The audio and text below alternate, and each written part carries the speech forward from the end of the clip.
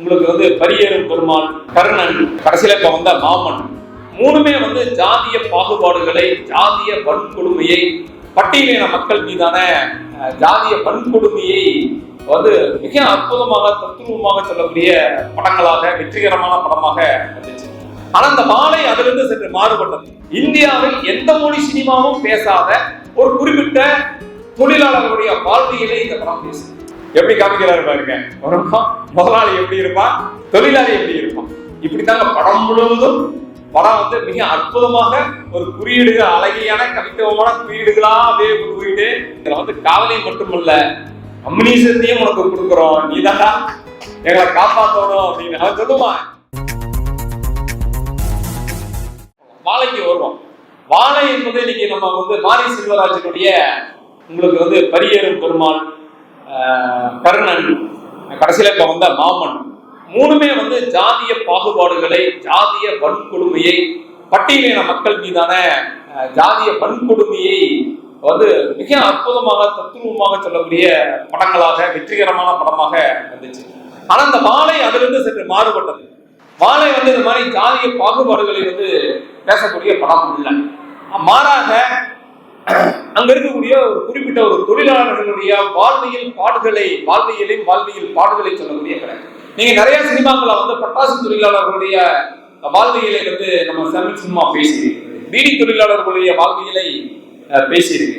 ஆனால் இதுவரைக்கும் இந்தியாவில் எந்த மொழி சினிமாவும் பேசாத ஒரு குறிப்பிட்ட தொழிலாளர்களுடைய வாழ்வியலை இந்த படம் பேசுது. அதான் வாழை தோட்டத்தில் வாழை தார் அறுத்து வாழை தார்களை தனது தலையில் சுமந்து கொண்டு போய் லாரியில் ஏற்றக்கூடிய அந்த வாழை தார் தொழிலாளர்களுடைய வாழ்வியலை பேசக்கூடிய படமாக இருக்கிறது. அந்த படத்தினுடைய அதெல்லாம் எளிய மக்கள், அந்த கிராமத்தில் இருக்கக்கூடிய ஒரு எளிய மக்கள், அவங்க பட்டியலின மக்களானது கூட அந்த வெளிப்படையா அந்த படத்துல சொல்லல, எந்த இடத்துலயுமே சொல்லல. பட்டியலின மக்கள் அப்படிங்கிறது வந்து வசனத்திலேயோ வேற அவங்க வாழ்வியல் முறையில எந்த இடத்துலையும் சொல்லல. ஆனால் அவங்க பார்க்கின்ற காமிக்கிறதெல்லாம் எல்லாமே எளிய மக்கள். அந்த எளிய மக்கள் அவங்களுடைய அன்றாட வயிற்றுப்பாட்டுக்காக போய் லாரியில கூட்டமாக ஏற்றிட்டு போய் வாழைத்தோட்டத்தில் அந்த வாழை மூட்டை வாழைத்தாறு, பச்சை வாழைத்தார 2 தார் தலையில சுமந்து வந்து அந்த வாழைத்தோட்டத்துக்குள் நடந்து வந்து சின்ன வாய்க்கால்கள், அதை வந்து சேறு, சகதி, மேடு, வயல் இதெல்லாம் கடந்து அந்த லாரிக்கு கொண்டு வந்து ஏற்றி இறக்குறதுக்கு ஒரு வாழைத்தாருக்கு 1 ரூபாய் கூலி. 1 ரூபாய் கூலி. அந்த 1 ரூபாய் பத்தாதுக்கு 1 ரூபாய் சேர்த்து 2 ரூபாயா கொடுங்கன்னு போராடுறாங்க. அதுல பெரியவங்க மட்டும் இல்ல, அந்த குடும்ப சூழ்நிலை காரணமாக அந்த குடும்பங்கள் இருக்கிற சிறுவர்களையும் அந்த வேலைக்கு அந்த குடும்பத்தார் பயன்படுத்துறாங்க. அந்த சிறுவர்களும் 2 வாழைத்தார தலையில சுமந்துகிட்டு எப்படி சிரமப்படுகிறார்கள் என்று சொல்லக்கூடிய படம் தான். ஒரு பக்கம் எப்படி இந்த தொழிலாளர்கள் சுரண்டப்படுகிறார்கள் என்று இந்த படம் சொல்லுகிறது. வர்க்க போராட்டம் அங்கு எப்படி நடக்கிறது, கூலி உயர்வு போராட்டம் ஒரு வந்து தொழிலாளர் அமைப்போ அல்லது கட்சியோ வரல, இருந்தாலும் அந்த தொழிலாளர்களை தன்னெழுச்சியாக கூலியை கேட்டு போராடக்கூடிய அந்த காட்சி இடையில மிக அற்புதமாக முதல்ல இருந்த படங்கள்ல கூட சில இடங்கள்ல அப்படியே அப்பட்டமாக சொல்ற மாதிரி இருக்கும். சில இதெல்லாம் வந்து மாறி சொல்கிறாங்க. ஆனா இந்த படத்துல எந்த இடத்துலையுமே அப்பட்டமாக எந்த விஷயத்தை பிரச்சாரமாகவோ அப்பட்டமாகவோ வெளிப்படையாகவோ மாரிராஜ் சொல்ல அந்த அளவுக்கு ஒரு அழகியலோடு சினிமா அழகியல் கவித்துவமான ஒரு சினிமா மொழியில சொல்லியிருக்கிறார்.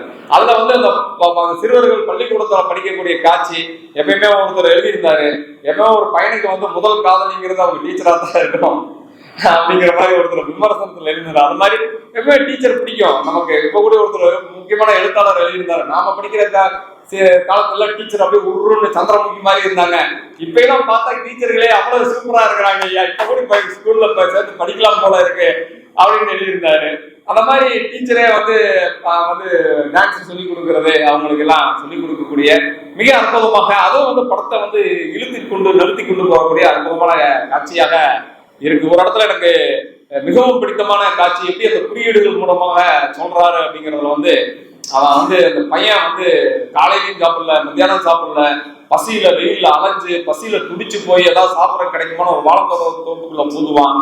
எங்கேயும் எல்லாம் மேல பாப்பான், எல்லாம் காயா இருக்கும்.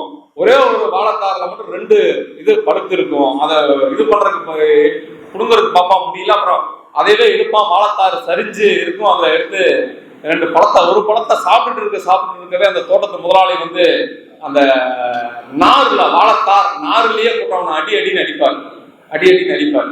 நீங்க படம் பார்த்தோம்னா அந்த காட்சியை பாருங்க. இது ஒரு பக்கம் இருக்குமா, உடனே அடுத்த பக்கம் காய்ப்பாரு. இது அடிச்சுட்டு இருக்கிறப்பவே அடுத்த பக்கம் காய்ப்பாரு. இயக்குனர் அடுத்த பக்கம் காய்ப்பாரு. இன்னொரு வாழைத்தோப்புல இந்த கிராமத்தை சேர்ந்தவங்க எல்லாம் வாழைத்தார் அறுத்து தலையில வச்சு கொண்டு வருவாங்க. அந்த பையனோட அக்கா வேம்பு வந்து 2 வாழைத்தாரை வச்சு கொண்டுட்டு வருவாங்க. அப்படி ரோட்ல நடந்து பின்னாடி நிறைய பேர் எல்லாம் வாழைத்தார் கொண்டுட்டு வருவாங்க. அதுலயும் 2 பழம் பழுத்திருக்கும். அந்த வாழைத்தாரிலையும் வேம்பு அவங்க அக்கா கொண்டு வர வாழைத்தாரிலையும் 2 பழம் பழுத்திருக்கும். எதிரில ஒரு மூதாட்டி, ஒரு பாட்டியும் ஒரு சின்ன குழந்தையும் வந்துருக்கிறப்ப நேரா அந்த புள்ள அந்த வேம்பு அப்படியே கை தன்னை போல மேல போய் அந்த பழுத்திருக்கிற ஒரு வாழை பழத்தை மட்டும் அப்படியே புடுங்கி அந்த குழந்தை கேட்காது, போக போக அப்படியே கொடுத்துட்டு போவான். அந்த குழந்தை வாங்கி என்னமோ பெரிய அமிர்தம் கிடைச்ச மாதிரி சந்தோஷத்துல அந்த வாழை ஞாபகம் அந்த காட்சினால அப்படியே வந்து சாப்பிடுவான். ஒரு பக்கம் ஒரு வாழைப்பழத்தை அந்த தாரில இருந்து புடுங்கிட்டாங்கிறதுக்காக அந்த தோப்பு முதலாளி அந்த சிறுவனை வந்து வாழை நார்லயே அடின்னு அடிக்கிறான். அவன் முதலாளி இங்க வாழைத்தார தலையில கொண்டுட்டு போற ஒரு பெண் தொழிலாளி, கூலி தொழிலாளி போற போக்குல எதிரில வர ஒரு குழந்தைக்கு அது கேட்காமயே ஒரு வாழைப்பழத்தை புடுங்கி கொடுத்துக்கிட்டு சந்தோஷமா போறான். எப்படி காமிக்கிறாரு பாருங்க. முதலாளி எப்படி இருப்பான், தொழிலாளி எப்படி இருப்பான். இப்படித்தாங்க படம் முழுவதும் படம் வந்து மிக அற்புதமாக ஒரு குறியீடுகள், அழகியான கவித்துவமான குறியீடுகளா அப்படியே கொண்டு போயிட்டு இருப்பாங்க. நீங்க எல்லா படத்துலயும் வந்து காதலைத்தான் சொல்லுவாங்க. காதலுக்கு வந்து எதையாவது குடிப்பாங்க. அப்புறம் வந்து அக்காவோட காதலுக்கு அக்கா சொல்லுவான், மருதாணியை கொண்டு போய் அவர் கொடுறான். இவன் மருதாணியை கொண்டு போய் கொடுப்பான். கொடுக்கும் பொழுதுமே என்ன பண்ணுவான், அவங்க அப்பா ஒரு கம்யூனிஸ்ட் இறந்துட்டாரு. அவங்க அப்பாவுடைய கம்யூனிஸ்ட் சின்னம் இருக்கக்கூடிய அரிகால் சுற்றில் இருக்கிற சின்னத்துடைய அந்த பேட்சையும் கொண்டு போய் அக்காவுடைய காதலனுக்கு கொடுப்பான்.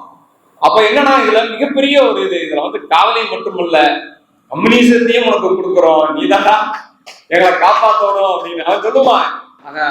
அக்கா அவர் நம்ம அப்பா மாதிரியே பேசுறாருக்கா, ஏன்னா இதை கொடுக்குறேன்னா அவர் நம்ம அப்பா மாதிரியே பேசுறாருக்கா அப்படின்னா, எங்க அப்பா கம்யூனிஸ்ட் தொழிற்சங்க தலைவரா இருந்தாரு, எத்தனையோ பிரச்சனைகளை சுமந்தாரு, தலைவரா இருந்தாரு. நீ எங்க அக்காவுக்கு வீட்டுக்காரரா வர போற, நீயும் ஒரு கம்யூனிஸ்டாக வேண்டும் என்று அந்த பையன் சொல்லக்கூடிய ஒரு குறியீடாக சொல்றார். இப்படி படம் முழுக்க அற்புதமான குறியீடுகளாலும் அழகியலான காட்சிகளாலும் இருக்கு. ஆனா படம் முழுக்க வலிமிகுந்த காட்சிகளும் நிறைய இருக்கு. அந்த வாழைத்தாரெல்லாம் சுமந்துட்டு போற அந்த பெண்கள், வயதான அம்மா, இந்த சிறுவர்கள்லாம் சுமந்துட்டு போகும்பொழுது என்னமோ நம்ம தலையில ஒரு டன் பாரத்தை, நம்ம மனதுல ஒரு டன் பாரத்தை ஈர்த்த மாதிரி ஒரு கனமான காட்சிகளாக போயிட்டு இருக்கு. அவசியம் நீங்க பார்த்துருப்பீங்க, பார்க்காதவங்க தயவுசெய்து பாருங்க. உண்மையிலே மாரி செல்வராஜ் அருமையான ஒரு தொழிலாளர்களுடைய, குறிப்பிட்ட தொழிலாளர்களுடைய வாழ்க்கை பாடுகளை, ஒரு வர்க்க போராட்டத்தை சொல்லி இருக்கக்கூடிய, எப்படி முதலாளிகள் தொழிலாளர்களுடைய உயிரே போனாலும் பரவாயில்ல, அவனுக்கு லாபம் தான் முக்கியம், எப்படி தொழிலாளிகள் முதலாளி நடந்து கொள்வான் என்பதை அந்த முதலாளி வர்க்கத்தினுடைய குணாம்சத்தை மிக அற்புதமாக சொல்லி இருக்கிறார். அவசியம் பாருங்க. அதோட நான் சொன்ன அந்த கொட்டுக்காளி அப்படிங்கிற ஆணவ படுகொலைகளை பற்றி சொல்லக்கூடிய படம். முக்கியமாக எந்த ஒரு சினிமா சமரசமும் இல்லாமல், நாம் எதிர்பார்க்கக்கூடிய வழக்கமா பார்க்கக்கூடிய சினிமா பாணி இல்லாமல் படம் 1.5 மணி நேரம் தான் படம்னாங்க. நான் கண்டிப்பா அடுத்த படம் கொட்டுக்காளி தான் பார்க்க போறேன். லீவ் போட்டுட்டு ஏதாவது பார்க்கணும். அதே மாதிரி ஜமா அப்படிங்கிறது திருவண்ணாமலை பகுதியில் இருக்கக்கூடிய அந்த கூத்து கலைஞர்கள், ஜமா அடிக்கக்கூடிய அந்த கலைஞர்களுடைய வாழ்வியலை சொல்லக்கூடிய படம். ஜமான்னு சொல்லியே நம்முடைய மறைந்த தாமகிசாமுடைய மாநில துணை பொதுச் செயலாளர் கருப்பு கருணா அவர்கள் ஜமாவுக்கு ஒரு குறும்படம் இயக்கி இருக்கிறார். அந்த ஜமா அவங்க கலைஞர்களுடைய வாழ்வியலை பற்றி அதே வந்து நீட்சியான ஒரு படமாக இருக்குன்னு தான் நினைக்கிறேன் ஜமா படங்கிறது. அதையும் பாருங்க. அப்புறம் போகும் இடம் வெகு தூரம் இல்லை. இந்த 4 படங்களையும் நீங்க அவசியம் பாருங்க. இந்த 5 படங்களையும் பற்றி அடுத்த இலக்கிய சந்திப்பில் நம்ம கண்டிப்பாக விவாதிப்போம். நன்றி, வணக்கம்.